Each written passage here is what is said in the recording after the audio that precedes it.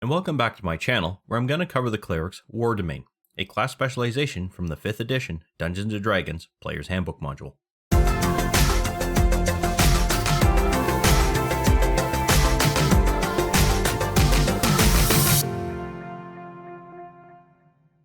Clerics are one of the core classes within Dungeons & Dragons, and have been there for all of the editions that Wizards of the Coast has published. With 5th edition, there are a number of class specializations you can choose from, and in this video we will be going over the War Domain. Clerics work a little differently than other classes when it comes to their class specialization, as they don't gain as many base features as other classes, but they do gain more features and abilities through their specializations than what other classes get. Additionally, many of the features gained by the domain will typically complement or increase the effectiveness of many of the base class features. For instance, all clerics gain multiple domain-specific spells that do not need to be clerical in origin. However, they will function as a clerical spell while it is being cast. It is also the domain that fleshes out the channel Divinity feature, and adds capabilities to it that complement the underlying premise of the domain itself. As I've said before, I'm going to focus only on levels where something is gained and is specific to the War Domain, as the bulk of the changes your cleric will receive that are not domain-specific have already been covered in the base class videos for the cleric. If you have not watched those videos, I'll provide a link in the description below for you to use to gain access to them. With that in mind, let's take a look at the domain itself. Clerics gain their class specialization, or domain, at level 1, and this is due to the way that clerics gain access to their spells. When earlier editions were published, the concept was that clerics would call upon their gods to cast their spells. The gods would then use the cleric's body and soul to channel the spell to its inevitable conclusion, and it was the cleric's prayer, or the act of casting the spell, that allowed that connection to happen. As I have stated before, with 5th edition the gods are far less involved, but still grant their worshipping clerics the means to cast spells on their behalf.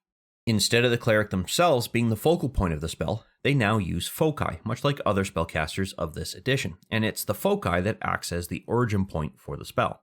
And all of this ties into the god that you have chosen for your character to worship with respect to the domain. How you choose a god for your character to worship is up to you, but in 5th edition the domain is used as a guidepost through this suggested domains column that you will find in the deities listing underneath Gods of the Multiverse, which is an Appendix B part of the Player's Handbook. It doesn't mean you can't select a god whose suggested domain is a little different than the one you have chosen, but as I've indicated in the base class videos, if your selected god has no relationship to the domain you have chosen, then there could be, at least from a role-playing point of view, issues casting some spells. The gods might simply refuse to grant that spell unless it in some way aligns with some other worldly goal the gods might have in mind, for example. With respect to the clerics of the War Domain, they are specifically trained with combat in mind. This can range from supporting a small party of adventurers through to massive large-scale encounters between armies. War Domain priests, however, are not primarily set up for healing, but they are trained to deal damage and support the movement of their allies. As such, these clerics focus much less on those healing spells that other clerics normally would. Almost like a paladin, they are there to deal damage, inspire those around them, support free movement on the field of battle, and protect their allies as best as they possibly can. In order for me to continue with the rest of this video, and because clerics select their domain at level 1, I've gone ahead and preloaded this particular character here so that I'm ready to select the cleric class. As soon as I click on this cleric option here, I'm going to see my proficiency selection as well as my class specialization selection. And for now, I'm just going to go ahead and select those two, and then I'm going to choose War Domain because that is the specialization we're covering in this video. I'm going to then go ahead and continue the rest of this character off screen, and I will bring you back when we're ready to cover the first feature. At level 1, your character is going to gain access to 3 features, one called War Domain spells, another called Bonus Proficiencies, specifically for the War Domain, and the last one is called War Priest. But first, we're going to go over the domain-specific spells your character is going to gain as part of this domain. At level 1, your character is going to gain access to the Divine Favor and Shield of Faith spells, adding to those that your character is going to select during their character creation process. These spells, however, are meant to complement those spells you selected during character creation, and as a result of this, they do not count against the total number of spells that your character can prepare. In fact, these spells are actually considered always prepared for the purposes of your character. This means that you can go ahead and cast any of these particular spells as long as your character has an open spell slot available for use, regardless as to whether you have prepared this spell or not. I highly recommend, however, that you differentiate between your domain-specific spells versus those spells that you have normally selected during your character creation and leveling up processes. The reason being is that these spells are specifically being granted by your domain, therefore they are not ones that you can change out. These spells you can swap out at will. Additionally, not all of these spells are going to be clerical in nature, which means they might not necessarily map correctly to the correct ability scores for the purposes of their casting. To do that, all you have to do is drag over one of the spells. It doesn't matter as long as it's one of these two first level spells. I'm then going to create a War Domain Spells category. And as soon as I hit the tab key after typing that in, it's going to create this new power group. To fix that and change it back to a spell group, you're going to want to click on this magnifying glass here that you will find next to your War Domain Spells title. You'll see here that this is an ability score. If I left click once on that sword, it's going to convert it into a book, converting this whole thing into a spell group. While we're here, we might as well link this to our wisdom score, and we don't need to enter anything here because we don't want to define preparation for this. We want these particular spells to always be prepared. With this new group in place, all we then have to do is drag the opposing spell that we hadn't yet dragged into place into that group, and it will add it automatically. How these spells work is extremely similar to the way that these spells would work here, except these ones aren't prepared, so when I go into my combat and actions mode, we're not going to see our normal level 1 spells there. And I've left them in an unprepared state just to show you what that would look like on your character sheet. However, regardless of whether you're casting your normal spells or whether you're casting your domain-specific spells, you're going to end up doing the exact same thing. You're going to choose the spell that you want to cast, and in this case, I'm going to, for example, target this Archmage and make use of this Divine Favor spell when I go through and complete an attack.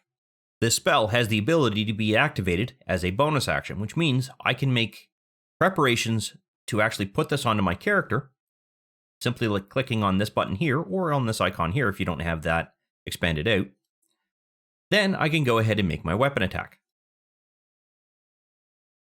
That's going to be a hit, and as soon as I do the damage, you will see that there is some additional damage that is rolled as part of that. That's the bonus damage we're gaining from here.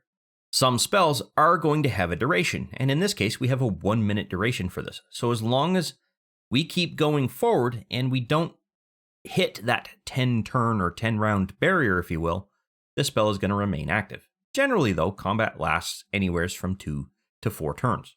But we're not quite done yet. We have to indicate that we've used this spell. This is a bonus action specific spell, but it still takes a spell slot to cast, so we have to make sure that we tick that off. And there is a reason as to why Fantasy Grounds doesn't automatically do that for us. Some spells allow you to use them as higher levels. For example, a Cure Wounds spell allows you to use a higher level spell slot in order to do additional healing as part of that process. You will gain the ability to add additional dice to that spell for each level that you have chosen when it comes to the spell slot. So if you chose a level 3 spell slot, we don't have one available, but I'll use that as an example, then you would be able to add 2 additional dice to that Cure Wounds spell in addition to the normal dice you would normally roll. As a result, Fantasy Grounds has no idea that you've gone ahead and cast that spell based on a higher level spell slot, so you have to be the one to go through and actually select which spell slot you have used. Also at level 1, your character is going to gain the bonus Preficiencies feature, and this is going to give you access to a proficiency with martial weapons and heavy armor. This means that your character can use the heavier class of armors, such as chainmail, plate armor, splint mail, ring mail I think is also still in the game, but I'm actually not entirely certain. I rarely see that one used. However, it isn't going to remove the penalty with respect to your stealth checks. You're still going to suffer disadvantage because, to be blunt, that's the nature of heavy armor. It clanks whenever you move around. And you're also gaining access to a wider selection of weapons. If you take a look at the martial weapons category here, and this is the group that you're gaining proficiency in, you are going to be able to go ahead and select any one of these particular weapons as something that you wish to use. There is some debate about this, but in my opinion, what you are not gaining access to is martial ranged weapons, and that's because of the very specific nature of the way that this proficiency stated it. It said martial weapons, not all martial weapons. Usually, if you're gaining access to both the ranged and the melee-based component, there is a keyword all in front of everything that's here. The one thing, however, that I will do as a dungeon master, and some other dungeon masters will do this as well, is if you have chosen a lighter class of weapon and didn't realize that you had gained martial weapons, prior to your first adventure, I would allow you to swap that out at no cost. generally. However, when it comes to heavier armor, I would still allow you to swap that out as well, but there's going to be restrictions on even the higher class of those heavier armor, such as plate mail, for instance, because not all orders or domains are going to have some form of priesthood that has the ability to wear those armors right off. Paladins, yes, not so much with priests. Also at Cleric level 1, your character is gaining access to the War Priest feature, granting your character means to make a weapon attack as a bonus action. In order for this to work, your character must have made use of the attack action during their turn, meaning that they did not cast a spell or do some other activity other than movement or free speech prior to making use of this feature. If an attack action has taken place, then your character can make use of a bonus action to make another weapon-based attack, regardless of whether it's a melee or ranged-based attack. As clerics generally don't gain extra attacks during their turn, this is really the only domain within the clerical class that provides some means of making a second attack during your turn. However, unlike other melee-based classes, your character can only do this a limited number of times before they would need to complete a long rest to regain the ability to do it. In this case, that limit is going to be equal to your character's wisdom modifier, so in this case it would be a +3 for this character. Unfortunately for us during character creation, this has not been added to our character sheet, and because we need to track it, we definitely need to ensure that it is there. So I'm going to go ahead and add that there. I'm going to change the group to Cleric Actions and Effects because in theory, any additional features we gain should automatically drop into that group. I then need to go ahead and change this into preparation mode and ensure that I have a 3 there in order to align that with the number of uses our character can consume this with. Once done, all I then have to do is make sure that I tick this off each time I go ahead and use this effect. How this works is relatively straightforward. I've already got this Archmage targeted, so all I'm going to do is make an attack roll on my turn. That's going to be a hit. So I'm going to roll my damage, and I still have that effect in place, so don't worry about that. Now, because I've made an attack with a melee-based weapon in this particular case, I can go ahead and tick off that I'm going to use this particular feature and make an extra attack as a bonus action. And in this case, I miss, so I don't do any additional damage. But that's how this feature works. At Cleric level 2, your character is going to gain access to the Channel Divinity feature through the base class, but it's also going to gain access to the Guided Strike variant of this Channel Divinity feature. These are both going to be linked to the usage requirements of Channel Divinity itself, and essentially gives you a total of 2 options you can choose from when making use of Channel Divinity at this level. And eventually when you get to level 6, you will gain access to 3 choices. Guided Strike gives your character the means to add a +10 bonus to an attack roll your character is making at the time you choose to make use of this feature. When dealing with a pen and paper based element, you can make use of this roll after your character sees the result of the attack roll, but before the Dungeon Master states whether it is a hit or a miss. However, when dealing with this in Fantasy Grounds Unity itself, you have 2 options. The first is to make your attack roll as you normally would, and then, before the Dungeon Master tells you whether that is a hit or a miss, go ahead and add in the extra roll so that you get a grand total as to what that is. Now, it's going to be 2 separate numbers that the DM is then going to have to calculate out as to what that is going to look like.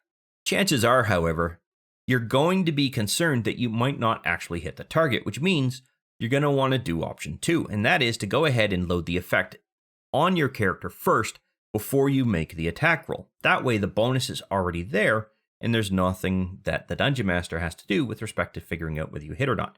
Fantasy Grounds will automatically take that into account and calculate that out. I recommend that you have a discussion with the Dungeon Master before any campaign really starts and make a determination as to how you want to use this.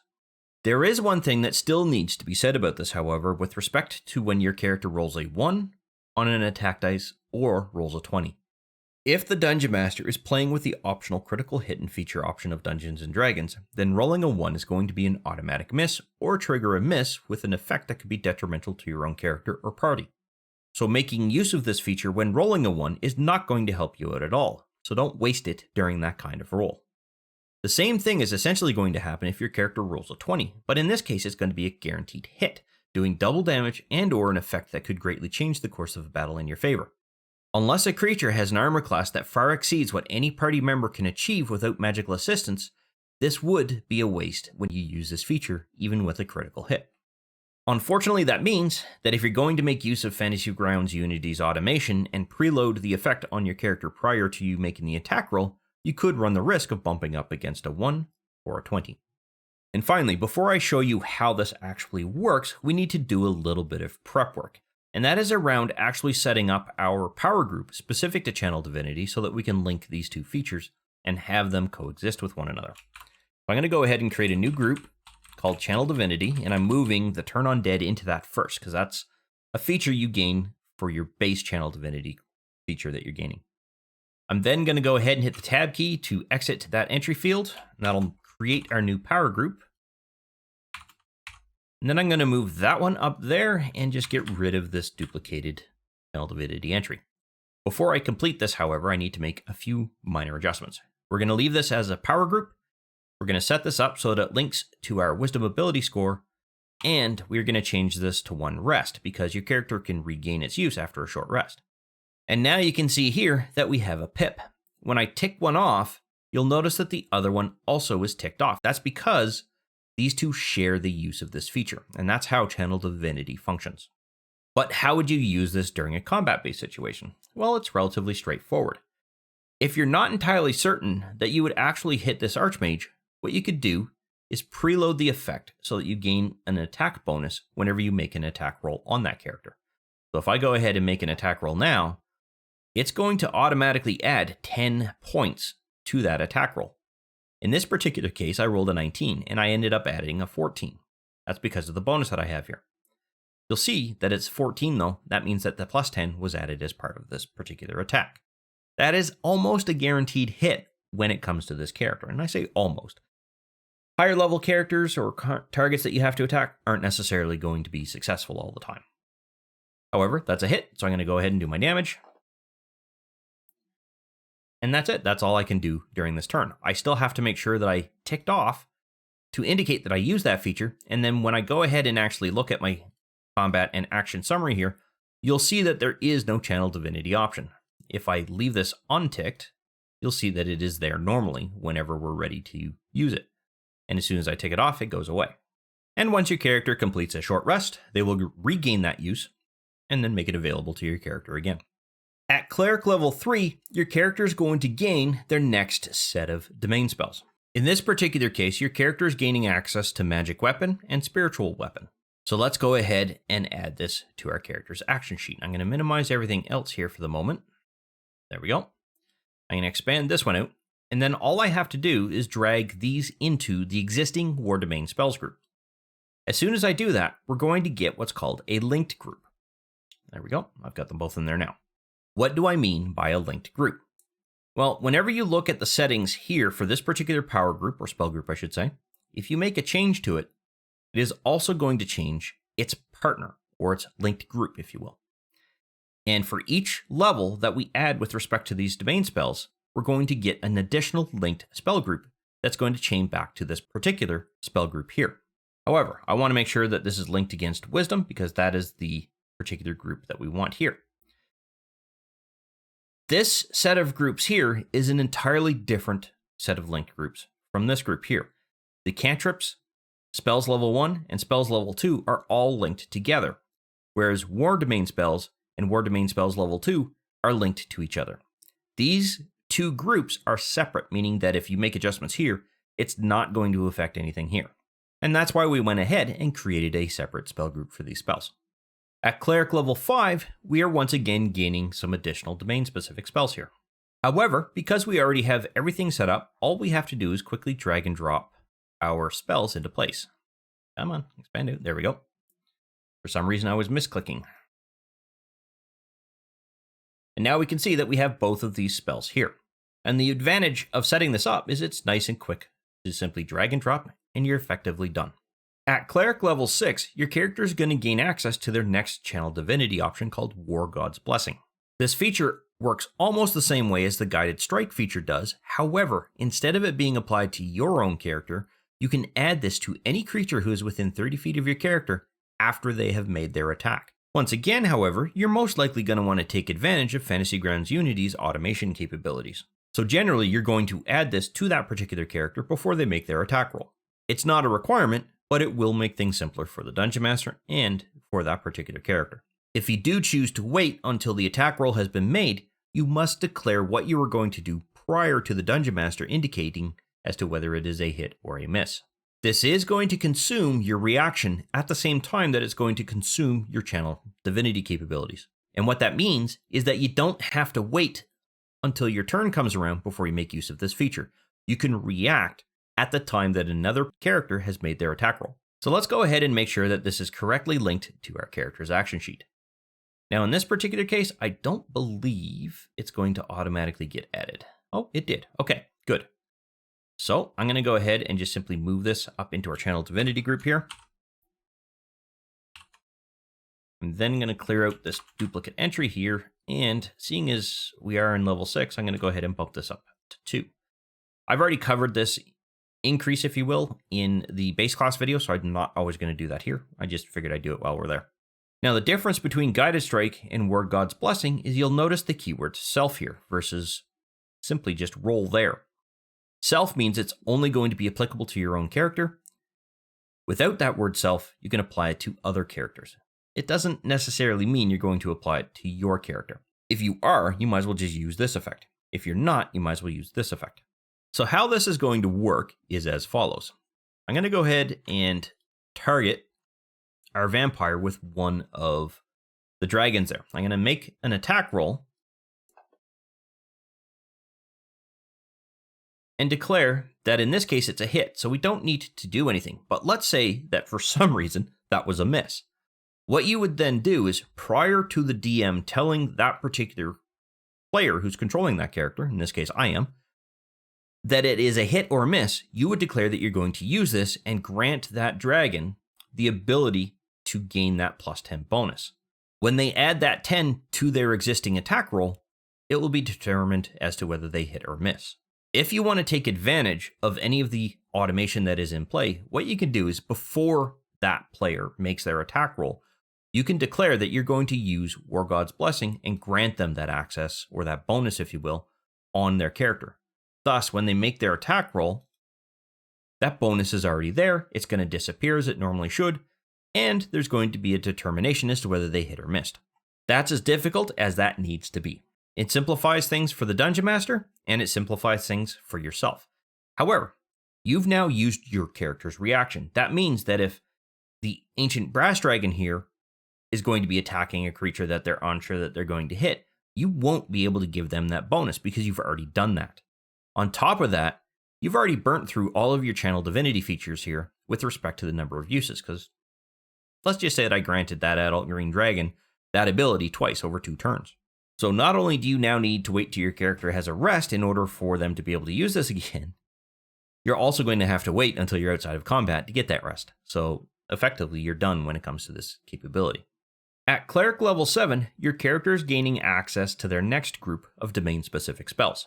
So let's go ahead and simply drop them into place.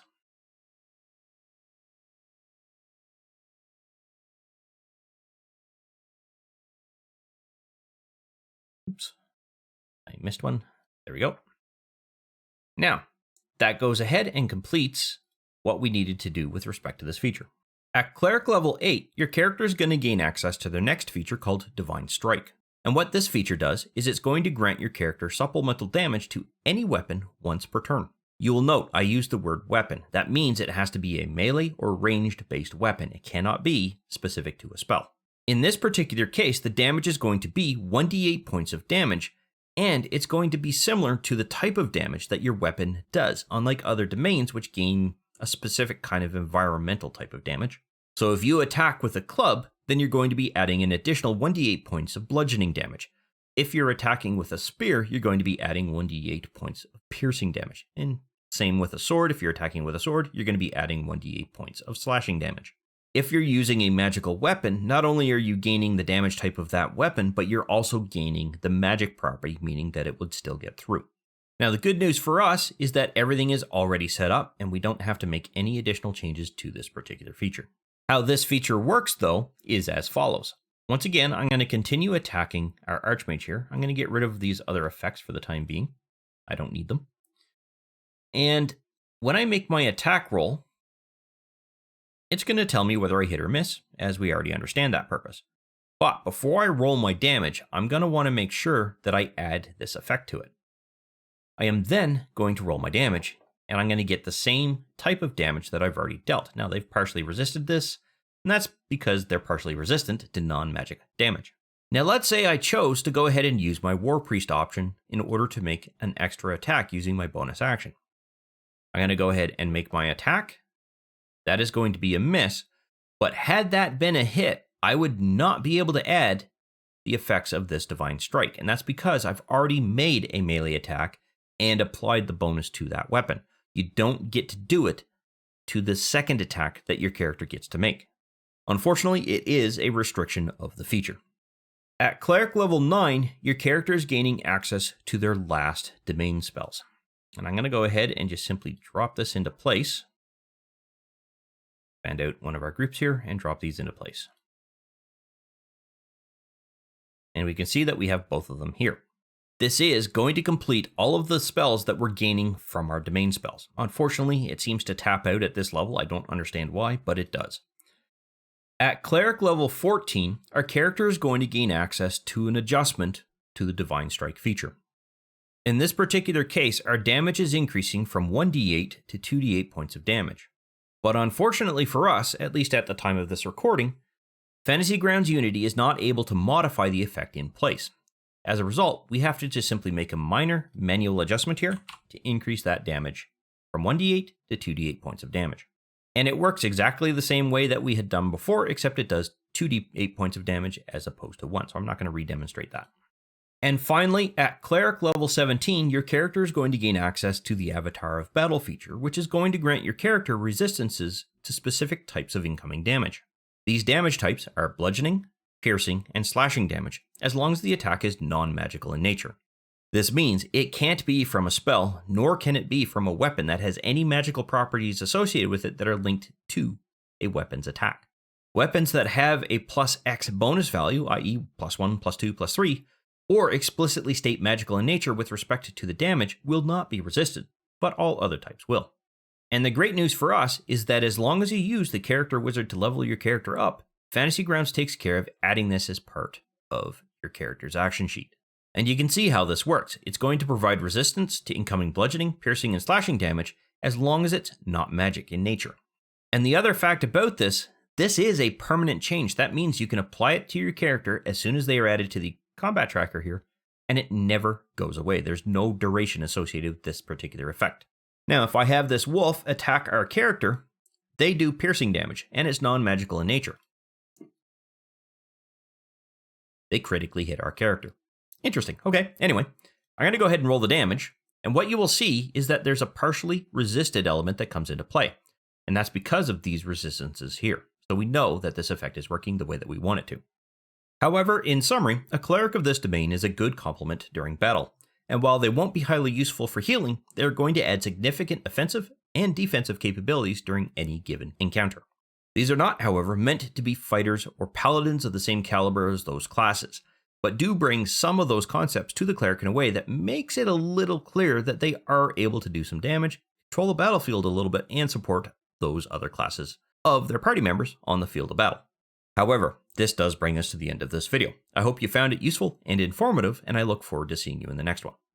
I want to thank you for watching this video, and if you found the information useful, click on that like button as well as leave a comment below, as it helps the channel gain exposure. Also, consider subscribing, as I release content similar to this topic quite regularly on the channel.